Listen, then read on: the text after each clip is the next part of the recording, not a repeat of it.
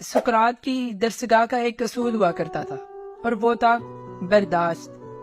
وہ لوگ ایک دوسرے کے خیالات تحمل کے ساتھ سنتے تھے، بڑے سے بڑے اختلاف پر بھی ایک دوسرے سے الجھتے نہیں تھے۔ ان کا جو شاگرد ایک خاص حد سے اونچی آواز میں بات کرتا تھا یا پھر دوسرے کو گالی دے دیتا یا دھمکی یا کسی سے جسمانی لڑائی کی کوشش کرتا تو اس طالب علم کو فوراً درسگاہ سے نکال دیا جاتا تھا۔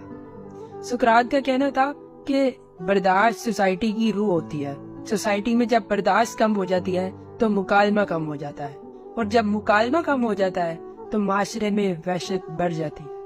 اس کا کہنا تھا کہ اختلاف، دلائل اور منطق، یہ تین چیزیں پڑھے لکھے لوگوں کا کام ہے، اور یہ فن جب تک پڑھے لکھے عالم اور فاضل کے پاس رہے گا اس وقت تک معاشرہ ترقی کرتا رہے گا۔